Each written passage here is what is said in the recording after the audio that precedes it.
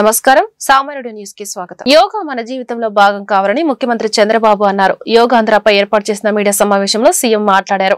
రాష్ట్రమంతా offline online లో శిక్షణ కార్యక్రమాలు ఏర్పాటు చేసినట్టు చెప్పారు. 9వ తరగతి నుంచి విద్యార్థులు యోగా చేయాలన్నారు. భవిష్యత్తులో ఆఫ్లైన్ ఆన్లైన్ శిక్షణ కోర్సులు నిర్వహించనున్నట్లు చెప్పారు. మార్చి నెల 21 నుంచి నెల 21 వరకు యోగా కార్యక్రమాలు నిర్వహిస్తున్నాం. యోగాంధ్ర కోసం 2 కోట్ల మందిని టార్గెట్ పెట్టుకుంటే లక్ష్యానికి మించి 2.39 కోట్ల మంది రిజిస్ట్రేషన్ చేసుకున్నారు. 2600 మంది మాస్టర్ ట్రైనర్లను నియమించాలనుకుంటే 5451 మంది వచ్చారు.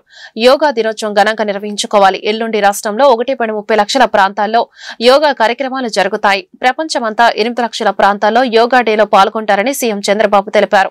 ఈరోజు ఫిట్నెస్ ఇవన్నీ మాట్లాడుతున్నాం. ఇది వారసత్వంగా మనకు వచ్చిన సంపద. ఈ వారసత్వంగా వచ్చినటువంటి యోగాని మన జీవన ప్రమాణాల్లో కానీ మన జీవితంలో భాగంగా చేసుకుంటే చాలా వరకు హెల్త్ ఇంప్రూవ్ అవుతుంది. ప్రివెంటివ్ హెల్త్కి this is the main strategy. ఏదో ఆరోగ్యం బాగాలేనప్పుడు హాస్పిటల్కి వెళ్ళడం, అక్కడి నుంచి ఫార్మాస్యూటికల్ మెడిసిన్స్ తినడం, ఇంకా ప్రాబ్లమ్స్ వస్తే ఆపరేషన్లు చేసుకోవడం. దీనివల్ల ఆపరేషన్ చేసుకున్న బాడీస్ మనం హార్ట్ కావచ్చు ఏదైనా కావచ్చు డ్యామేజ్ అవుతుంది. మెడిసిన్ తిన్నా దాని ఇంపాక్ట్స్ కూడా ఉంటాయి. Positive negative all these things it may be cured ఇమ్మీడియట్గా, కానీ ఆ కెమికల్ రియాక్షన్ సైడ్ ఎఫెక్ట్స్ ఎప్పటికీ ఉంటాయి. అందుకే దీన్ని పెద్ద ఎత్తున ప్రమోట్ చేయడానికి రాష్ట్ర ప్రభుత్వం ముందుకెళ్తున్నాం.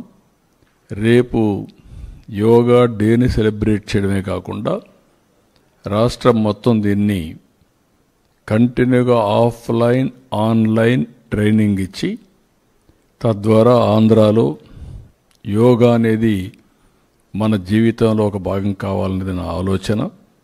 అది కాలేజెస్ కావచ్చు, లేకపోతే స్కూల్స్ కావచ్చు. 9th క్లాస్ నుంచి పిల్లల్లో కానీ ప్రతిరోజు ఒక 10 నిమిషాలు మెడిటేషన్ చేసి కాన్సంట్రేషన్ పవర్ పెంచుకోగలిగితే వండర్స్ చేసే అవకాశం ఉంటుంది. అదే మరి ప్రశాంతంగా కూడా ఉంటాయి. దీన్ని ఏ విధంగా తీసుకుపోవాలనో ఇవన్నీ అనుభవాలు చూసిన తర్వాత భవిష్యత్తులో ఆఫ్లైన్ ఆన్లైన్ ట్రైనింగ్ కూడా ఇస్తాం. అదే మరి కోర్సెస్ కూడా కండక్ట్ చేస్తాం. దీన్ని లాజికల్గా తీసుకుపోయే వరకు దీని మీద శ్రద్ధ పెడతాం. అయితే మనం 1 మంత్ దీనిపైన డిక్లేర్ చేశాం. పోయిన నెల మే 21 నుంచి రేపు 21 వరకు 30 డేస్ కార్యక్రమం డిక్లేర్ చేశాం. ఆ కార్యక్రమం వివరాలు క్యాలెండర్ వైజ్ డే వైజ్ దీన్ని పర్ఫెక్ట్గా మానిటర్ చేశాం. ఊహించిన దానికంటే రెస్పాన్స్ ఇంకా బాగా ఉంది, బెటర్గా ఉంది. స్వచ్ఛందంగా భాగస్వాములు అయ్యారు, మంచి ఇంపాక్ట్ వచ్చింది. అవన్నీ ఎక్స్ప్లెయిన్ చేయడానికి కోసమే ఈరోజు నేను పిలిచాను. నెక్స్ట్ ఇప్పుడు మీరు చూస్తే మేము టార్గెట్ పెట్టుకునేది 2 కోట్ల మందిని. వైసీపీ నేత మాజీ మంత్రి కాకాని గోవర్ధన్ రెడ్డి వారెంట్పై రైల్వే కోర్టుకు తీసుకురానున్నారు. ముత్తుకూరు సమీపంలో అనధికార టోల్ గేట్ వసూళ్ల కేసులో ఆయన A1 గా ఉన్నారు. వైసీపీ హయాంలో ముత్తుకూరు మండల పరిధిలో కృష్ణాపట్నం పోర్టుకు వెళ్లే మార్గంలో ప్రధాన రహదారిపై అక్రమంగా టోల్ గేట్ ఏర్పాటు చేసి కంటైనర్ల నుంచి నగదు వసూలుకు పాల్పడ్డారని ఆయనపై ఆరోపణలున్నాయి. కాకాని ఇప్పటికే 3 కేసుల్లో నెల్లూరు సెంట్రల్ జైల్లో రిమాండ్ ఖైదీగా ఉన్నారు. బెట్టింగ్ కు పాల్పడి ఆత్మహత్య చేసుకున్న వాళ్ళ కుటుంబాలకు జగన్ పరామర్శ అని కాంగ్రెస్ ఏపీ అధ్యక్షురాలు వైఎస్ షర్మిల ప్రశ్నించారు. బెట్టింగ్ లో చనిపోయిన వారికి విగ్రహాలు కట్టడం ఏంటన్నారు. విజయనగరంలో ఏర్పాటు చేసిన మీడియా సమావేశంలో ఆమె మాట్లాడారు. జగన్ నిన్నటి బల ప్రదర్శనలో 2 చనిపోయారు. వారి మృతికి బాధ్యులెవరు? బల ప్రదర్శనలు చేసి ప్రజల ప్రాణాలు తీసే హక్కు ఎవరిచ్చారు? ఈ ఘటనపై ప్రభుత్వం చర్యలు తీసుకోవాలి, కఠినంగా శిక్షించాలి. జగన్ ప్రజా సమస్యలపై పోరాటం చేయండి, బల ప్రదర్శనలు కాదు అని షర్మిల అన్నారు. జగన్మోహన్ రెడ్డి గారు పరామర్శల పేరు మీద బల ప్రదర్శన యాత్రలు చేస్తున్నా కూడా ఎటువంటి ఆంక్షలు ఉండవా? కారణం ఏమిటి? ఒకవైపు జగన్మోహన్ రెడ్డి గారు అక్రమ పొత్తు పెట్టుకున్నారు, బీజేపీ మిత్రుడిగా ఉన్నాడు, అందుకు ఆంక్షలు లేవా? లేకపోతే జగన్మోహన్ రెడ్డి గారి దగ్గర డబ్బులున్నాయి కాబట్టి బల ప్రదర్శన చేయడానికి జనాన్ని పోగు చేయగలరు కాబట్టి, లేదా పోలీసులను కొనుక్కోగలడు కాబట్టి జగన్మోహన్ రెడ్డి గారి మీద ఏ ఆంక్షలు లేవా? నిన్న ఇద్దరు చనిపోవడం జరిగింది. మరి దానికి బాధ్యులు ఎవరు?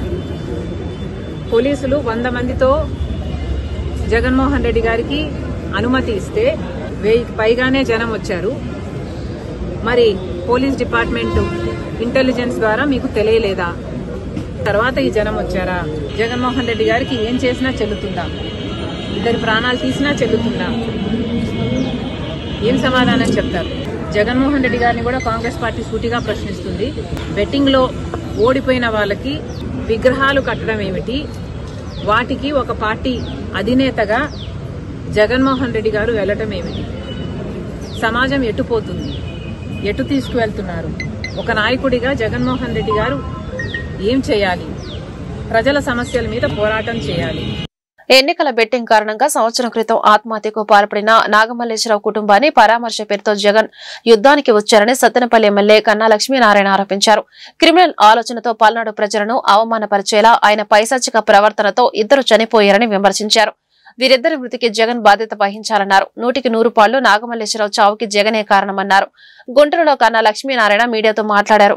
గుత్తా లక్ష్మీనారాయణ ఆత్మహత్యకు అప్పులే కారణమన్నారు. కమ్మ వాళ్లని స్వార్థానికి వాడుకుని జగన్ సైకో ఆనందం పొందారన్నారు. కమ్మ వారిపై ఉన్న ద్వేషంతో అమరావతిని నాశనం చేశారన్నారు. చివరికి శాసనసభను బూతుల సభగా మార్చి సునకానందం పడ్డారని మండిపడ్డారు. ప్రజాస్వామ్యం గురించి జగన్ మాట్లాడుతుంటే ఆశ్చర్యంగా ఉందని, వైసీపీ అధికారంలో ఉన్న సమయంలో నిరసన ర్యాలీకి యత్నిస్తే గృహ నిర్బంధాలు చేశారని గుర్తు చేశారు. ఆ రాక్షస పాలనలో చంద్రబాబు, పవన్ పర్యటనలు అడ్డుకున్నారన్నారు.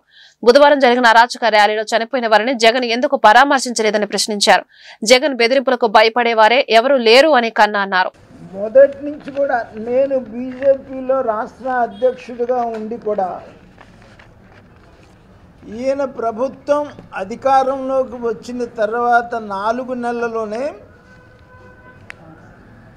ఇది ఒక రాక్షస పాలన అని చెప్పేసి 4 మాసాల్లోనే చెప్పినటువంటి పరిస్థితి. ఈ రోజు వరకు కూడా జగన్మోహన్ రెడ్డి ప్రవర్తనలో నిన్న జరిగినటువంటి అరాచక ర్యాలీకి ఏమన్నా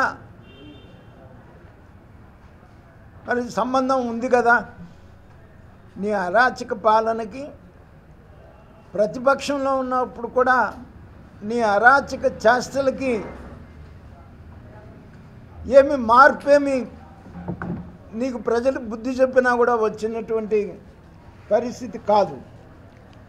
పూర్తిగా 100కి 100 పాళ్ళు నాగమల్లేశ్వరరావుకి చావుకి కారణం వైఎస్ జగన్మోహన్ రెడ్డేనో, దాంట్లో ఏ విధమైనటువంటి సందేహం లేదు.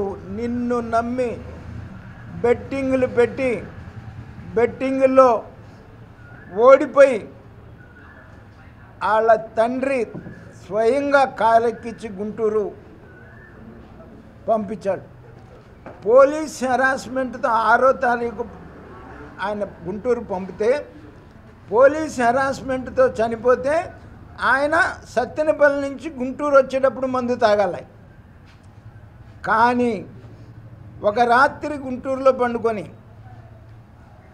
తెల్లవారి పొద్దున గుంటూరు నుంచి బయలుదేరి, నేను 17వ తారీఖు చెప్పినట్టు వాళ్ళ బంధువులు అవమానపరిస్తే బయలుదేరి నువ్వు వెళ్ళి చావు అంటే బయలుదేరి అతను చచ్చాడు తప్ప, పోలీస్ హెరాస్మెంట్లో అయితే సత్తెనపల్లి నుంచి గుంటూరు వచ్చేటప్పుడు తాగాలి.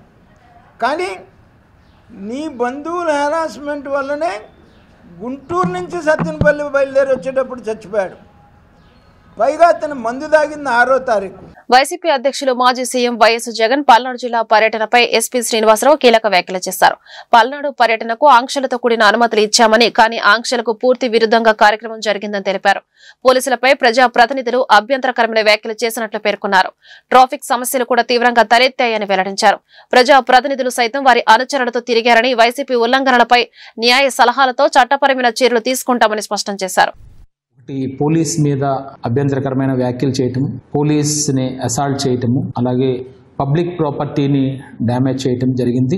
తీవ్రమైనటువంటి ట్రాఫిక్ ఇబ్బంది సామాన్య ప్రజలకు కలగడం జరిగింది.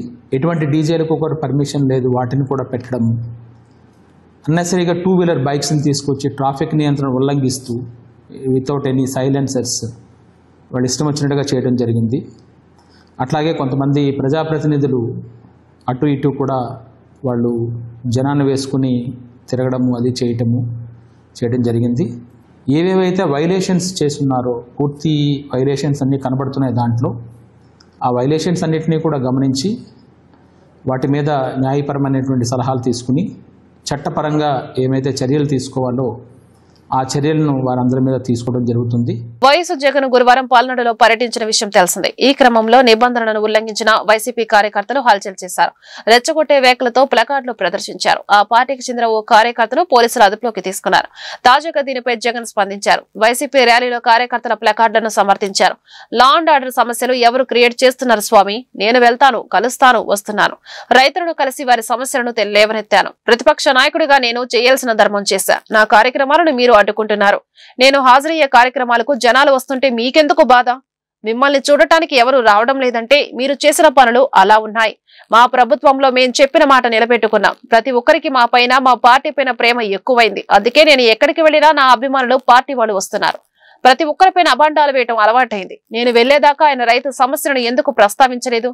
మీరు స్పందించడం లేదు కాబట్టి నేను వెళ్లాల్సి వస్తుంది. గంగమ్మ తల్లి జాతరలో పొట్టేళ్ల తలను నరికినట్లు నరికేస్తా అని పోస్టర్ పెట్టారు. అది పుష్ప సినిమా డైలాగ్. అది పోస్టర్లో పెట్టిన తప్పేనా? మనం ప్రజాస్వామ్యంలోనే ఉన్నామా? పుష్పాల ఫోటోలు పెట్టినా గడ్డం చేతితో రుద్దుకున్న తప్పేనా? ఆ పోస్టర్ పట్టుకున్న వ్యక్తికి టీడీపీ సభ్యత్వం కూడా ఉందంట. టీడీపీ సానుభూతి పరుడు కూడా చంద్రబాబుపై కోపంతో మారాడని సంతోషపడదాం.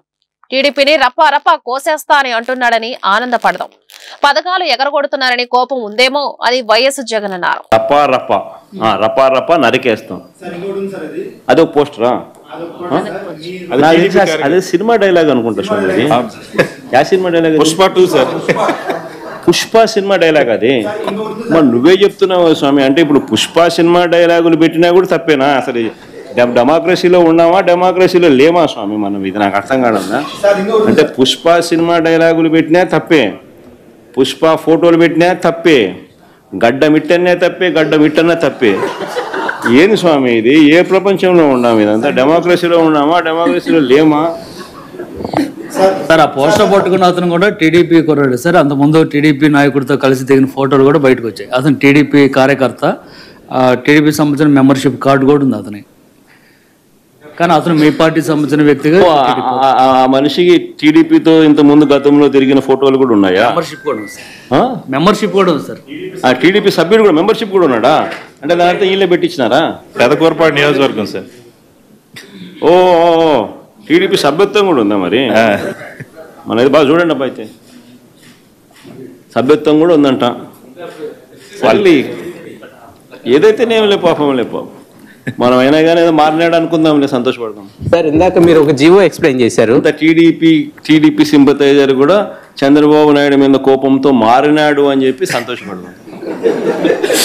మారి టీడీపీని రపా కోసేస్తానని కూడా అంటున్నాడని కూడా సంతోషపడదాం. నిజంగానే బాధ ఉంటుందేమో కదా వాళ్ళకు కూడా.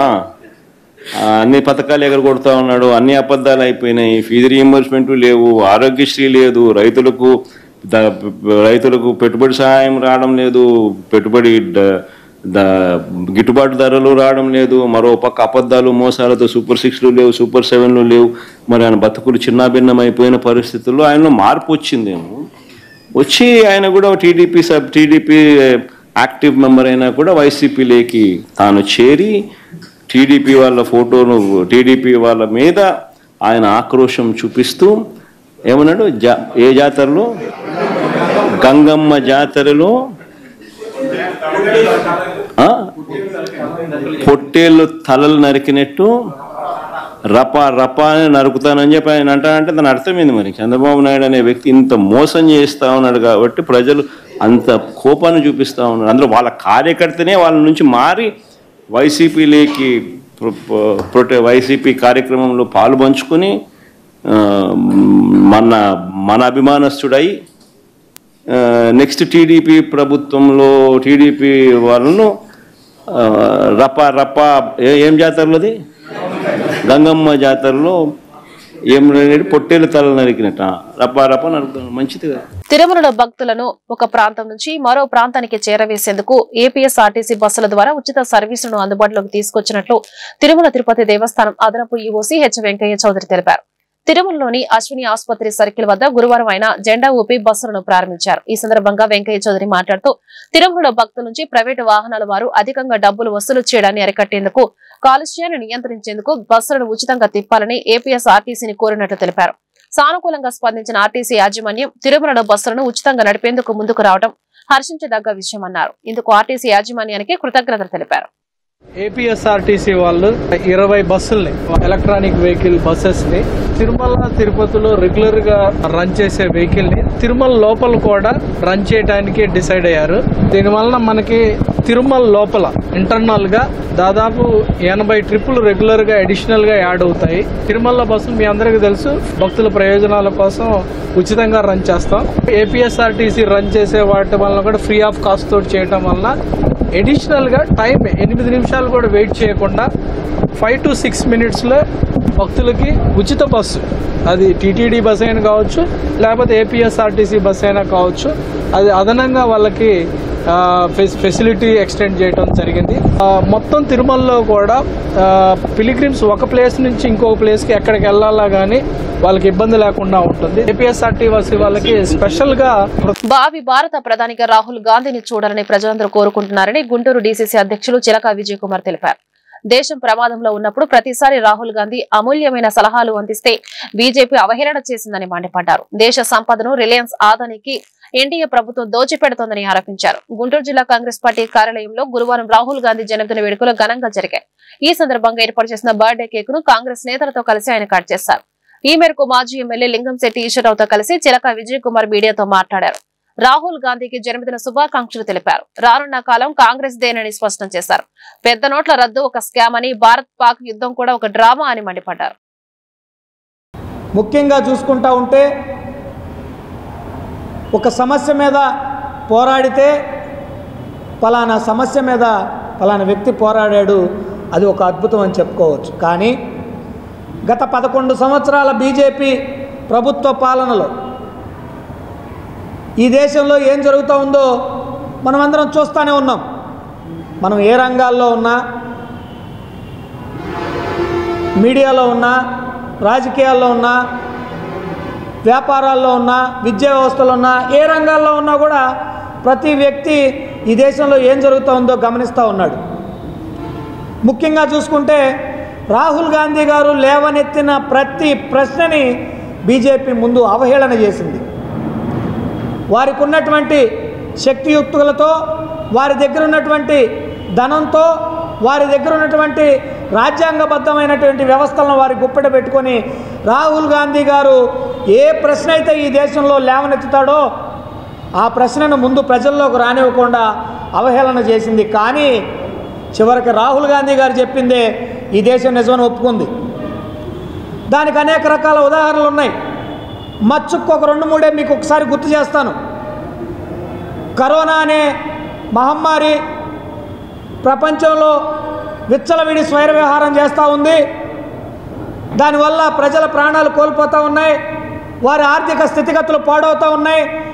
ఈ దేశం చాలా జాగ్రత్తగా ఉండాలి, అతిపెద్ద భారతదేశం మంది, ముందుగా అంతర్జాతీయ విమానాశ్రయాలు, హార్బర్లు ఇవన్నీ క్లోజ్ చేయండి అని రాహుల్ గాంధీ గారు 200-250 మంది మీడియా వాళ్ళ ముందు క్లియర్గా ఒక నెల రోజుల ముందు చెప్తే ఆ వార్తను అవహేళన చేయించారు బీజేపీ వాళ్ళు.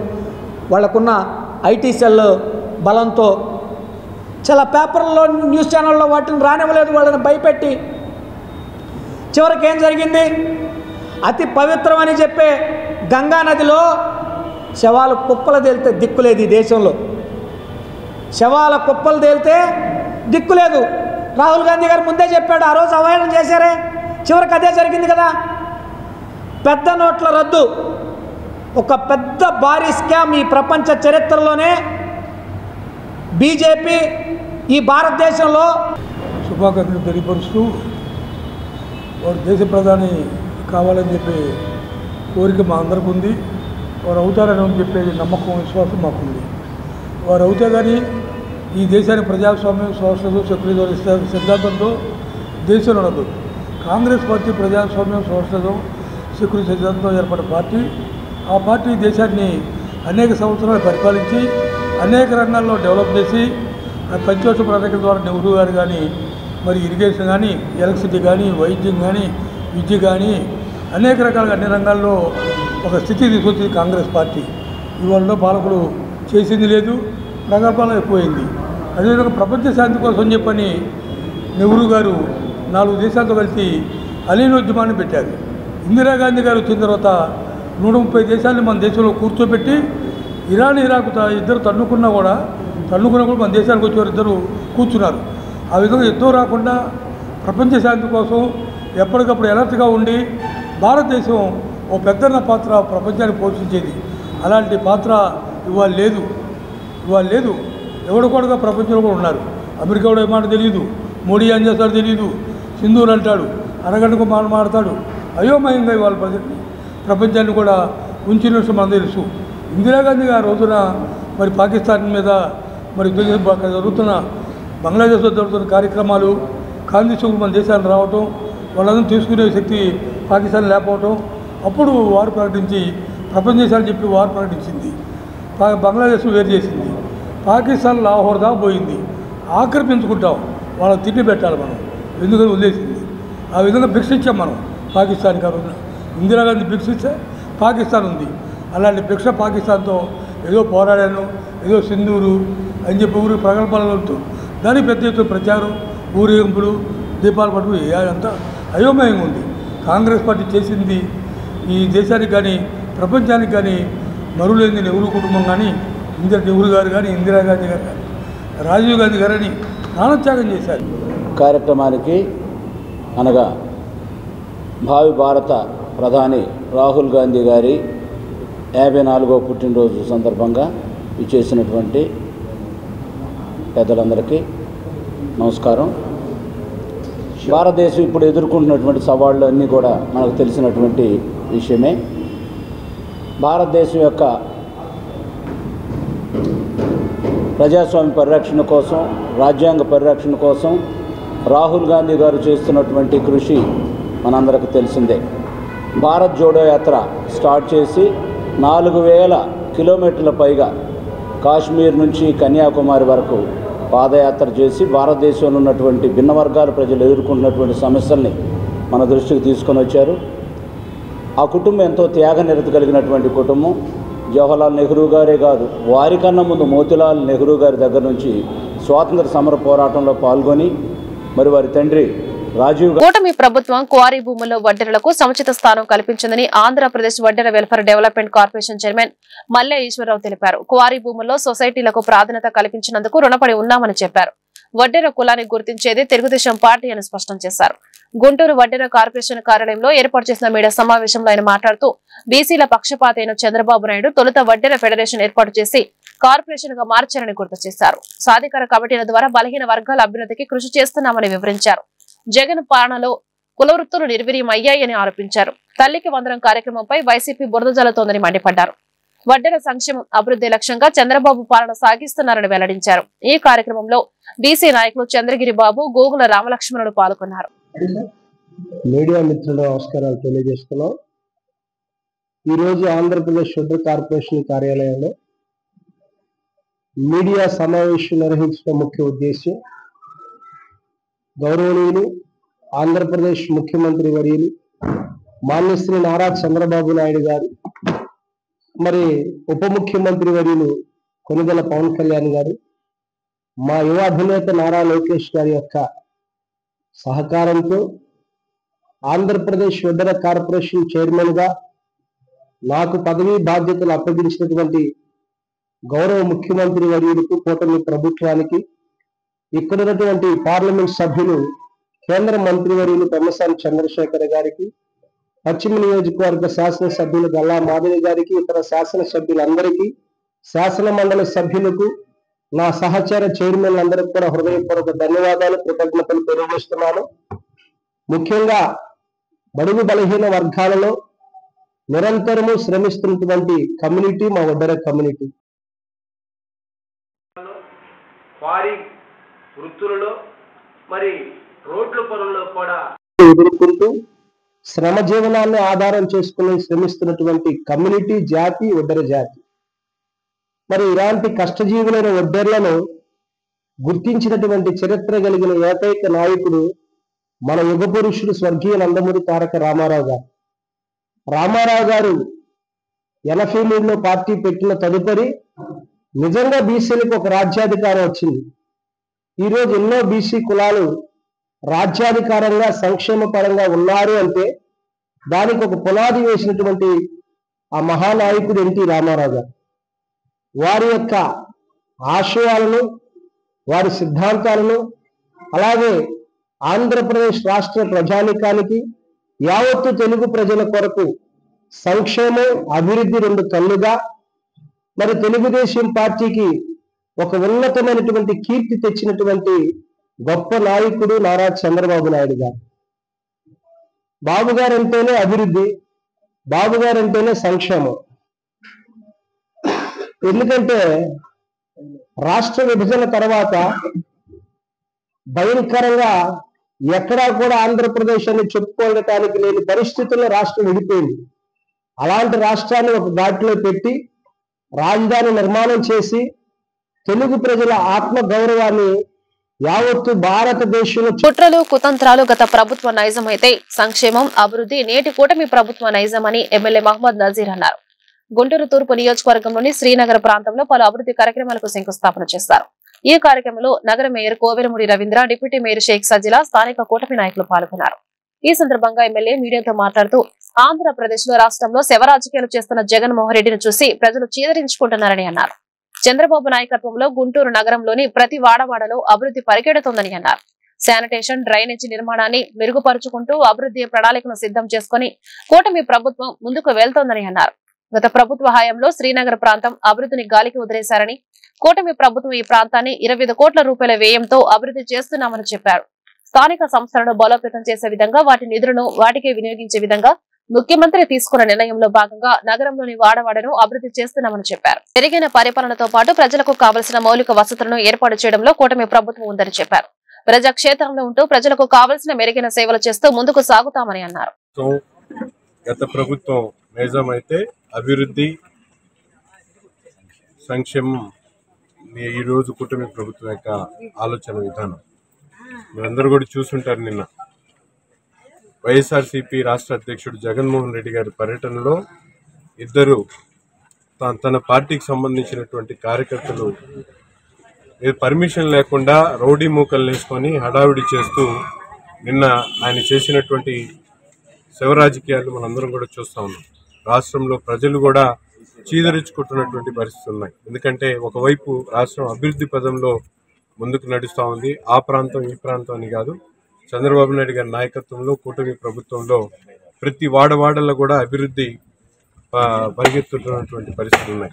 ముఖ్యంగా ఈరోజు రాష్ట్రంలో ఉనికిని కోల్పోయినటువంటి జగన్మోహన్ రెడ్డి గారు కేవలం రెచ్చగొట్టేటువంటి ధోరణితో సంవత్సరం ముందు చనిపోయినటువంటి ఒక బెట్టింగ్ రాయుడిని పరామర్శించడానికి రావడమే కాకుండా విడ్డూరంగా అతని విగ్రహాన్ని పెడతామని చెప్పడం నిజంగా హాస్యాస్పదంగా ఉంది. ఈరోజు ప్రజలందరి దృష్టి కూడా అభివృద్ధి వైపు, సంక్షేమ వైపు ముందుకు సాగుతున్నటువంటి తరుణంలో గుంటూరు నగరంలో కూడా పెద్ద ఎత్తున అభివృద్ధి కార్యక్రమాలు చేస్తూ ఉన్నాం. దాదాపు 25 కోట్ల రూపాయలతో ఈ ప్రాంతంలో 8 నెలల్లోనే అభివృద్ధి కార్యక్రమాలు ప్రారంభించి గతంలో ఎప్పుడు పట్టించుకున్నటువంటి ప్రాంతాలు మురికివాడలతో సహా ఏదైతే అన్ఐడెంటిఫైడ్ స్లమ్స్తో సహా మెయిన్ ప్రధాన ఏరియాల్లో శానిటేషన్తో పాటు డ్రైనేజ్ సిస్టమ్ని మెరుగుపరచడానికి అనేక రకాలుగా అభివృద్ధి ప్రణాళికతో ముందుకు సాగుతూ ఉన్నాం.